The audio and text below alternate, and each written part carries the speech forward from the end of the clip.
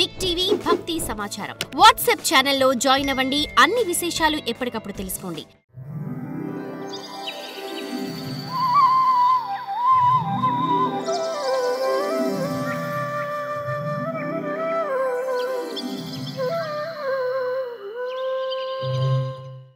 హరిభక్తితో చేసే ప్రతి కర్మను కూడా నీకు ఇక్కడ అక్కడ రెండు కూడా నీకు మంచిది, పై జన్మలో కూడా మీకు మంచిది అవుతూ ఉంటుంది. బుద్ధికి అంతు చిక్కని వేగం గల కాలం యొక్క ప్రభావంతో జీవుడు ఎక్కడ ఉన్నా కూడా ప్రారబ్ధం వల్ల దుఃఖం వచ్చినట్లుగానే విషయ సుఖం కూడా లభిస్తూనే ఉంటుంది. ఎట్లా దుఃఖం అంటున్నామో జన్మాంతరంగా మనం ఏదో జన్మలో చేసుకున్నాం అట్లా అంటుంటారు. ఏది దుఃఖం, మళ్ళీ విషయభోగాలు కూడా అట్లనే వస్తున్నాయని అర్థం. అక్కడ విషయభోగాలు ఎట్లా అంటుకొని వచ్చాయో, ఏ జన్మలో ఏం చేశావో, నీకు ఈరోజు ఇంత అద్భుతమైనటువంటి నువ్వు పదవిలో ఉన్నావు, విషయభోగాలు అట్లే వచ్చేసాయి నీకు.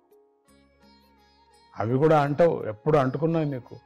కానీ ఇక్కడ విషయభోగాలు కూడా అంటకపోయినప్పుడు, అంటలేదు నాకు అంటే శ్రీహరి భక్తితోనే నువ్వు ఆ శ్రీహరి యొక్క సామ్రాజ్యానికి వెళ్ళచ్చు. అందుకని ఓ వ్యాస, శ్రీహరిని సేవించేవాడు ఎప్పటికీ సంసారంలో చిక్కుకోడు, ఇది నిశ్చయం.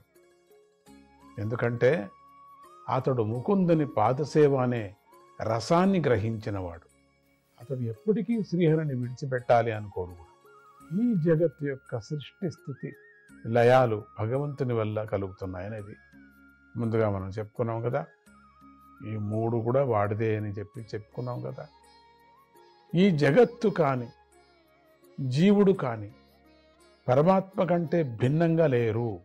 జగత్తు జీవుడు వీళ్ళు పరమాత్ముడి కంటే భిన్నంగా ఉన్నారని లేరు. కానీ పరమాత్మ వారికంటే భిన్నంగా విలక్షణంగా ఉన్నాడు అనే ఈ విషయం నీకు స్వయంగా తెలుసు నీకు. అయినా నేను ఆ విషయంలో ఒక అంశం మాత్రమే నీకు నిరూపించి చెప్పాను. గొప్ప జ్ఞానం గల నువ్వు పుట్టుక లేని వాడివే అయినా భగవంతుని యొక్క అంశావతారమై జగత్తు యొక్క క్షేమం కోసం అవతరించిన వాడవని తెలుసుకో. అందువల్ల శ్రీహరి యొక్క అవతార విశేషాలను లోకాలకు ఎక్కువగా నిరూపించి చెప్పు. మానవుని తపస్సు, అధ్యయనము, చేయబడిన యాగము, మంచి మాట, జ్ఞానము, దానము అనే వాటిని భగవంతుని గుణవర్ణనమే సార్థకతను చేకూరుస్తుందని జ్ఞానులు చెబుతున్నారు కదా. ఇక నారదుని గురించి కొంచెం మాట్లాడుతున్నాం. ఓ మహర్షి, పూర్వకల్పంలో నా పూర్వజన్మలో నేను ఒక దాసీపుత్రుడనే జన్మించాను. నేను బాలుడిగా ఉన్నప్పుడు చాతుర్మాస్య దీక్ష చేస్తున్న యోగులను సేవించేందుకై నియోగింపబడ్డాను. పిల్లవాడినైనా నేను అల్లరి చేయకుండా, ఆట బొమ్మల గురించి పట్టించుకోకుండా, ఎక్కువగా మాట్లాడుకోకుండా, ఆ యోగులకు అనుకూలంగా వారు చెప్పిన దాన్ని చెప్పినట్లుగా చేస్తూ ఉండేవాడు. ఆ యోగులకు అందరిలోనూ సమానమైన సద్భావనే ఉండేది. అయినా కూడా వారికి నా విషయంలో గొప్పగా దయగలిగింది. ఆ మహర్షుల అనుమతితో వారి భిక్షా పాత్రలో మిగిలిన ఆహారాన్ని ఒకసారి నేను తినగా నా పాపాలన్నీ నశించాయి. ఈ విధంగా వారికి సేవ చేయటంలో నా మనసు శుద్ధమై నాకు ధర్మాచరణంలో శ్రద్ధ కలిగింది.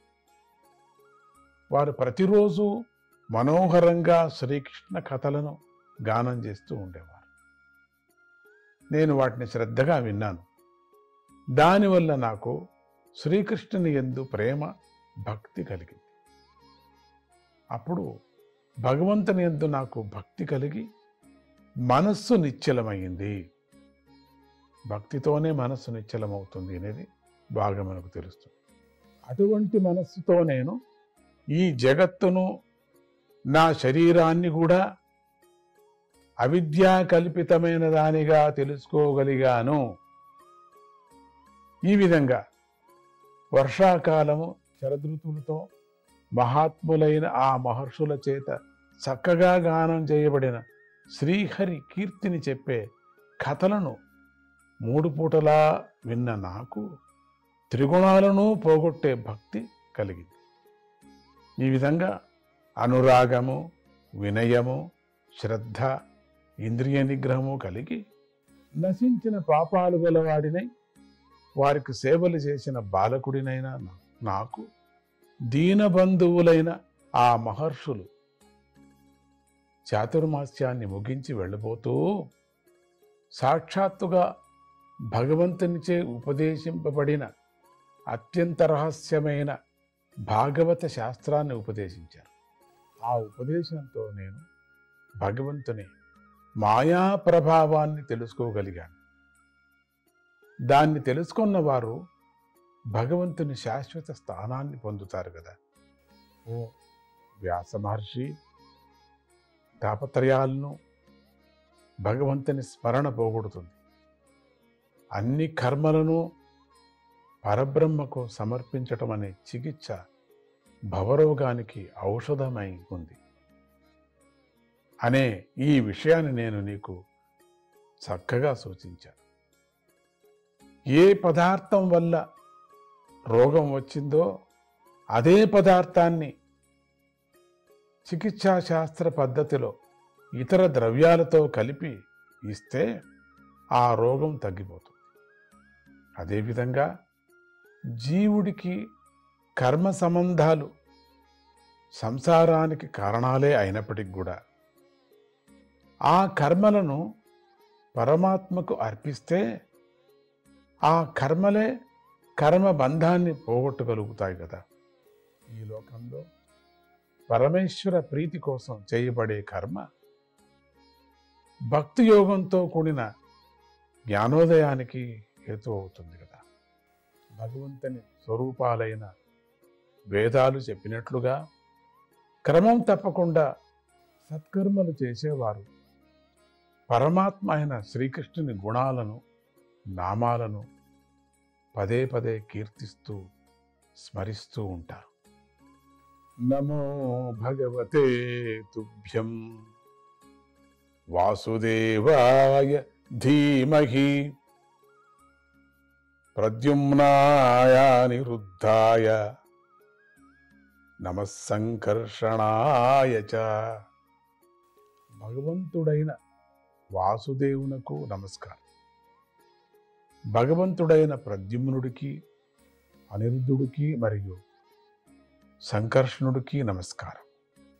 నేను చతుర్యూహ స్వరూపుడైన భగవంతుడిని భావన చేస్తున్నాను అని ఈ విధంగా మంత్రమే స్వరూపంగా గలవాడు, వాస్తవంగా రూపమే లేనివాడు, యజ్ఞ స్వరూపుడు అయిన భగవంతుడి మూర్తిని చెప్పే మంత్రాలతో ఆరాధించేవాడు పూర్ణ బ్రహ్మజ్ఞానాన్ని పొందుతాడు కదా. ఓ మహర్షి, నేను కూడా అదే విధంగా భగవంతుణ్ణి ఉపాసన చేయటాన్ని చూసి ఆ శ్రీహరే స్వయంగా నాకు ఈశ్వర సంబంధమైన జ్ఞానాన్ని, తన యందు నిశ్చలమైన భక్తిని అనుగ్రహించాడు. పూర్ణ జ్ఞానివైన నువ్వు ఓ వ్యాస మహర్షి, నువ్వు కూడా ఆ భగవంతుని కీర్తిని వర్ణించయ్యా. దానితో జ్ఞాన విషయంలో విద్వాంసులు దప్పికను తీర్చును. దుఃఖంతో పీడించబడే మనస్సు గల జనుల దుఃఖాలను శ్రీహరి కీర్తనతో తొలగిపోతాయి కదా. దుఃఖాలు పోవటానికి ఇది తప్ప మరొక ఉపాయం లేదు.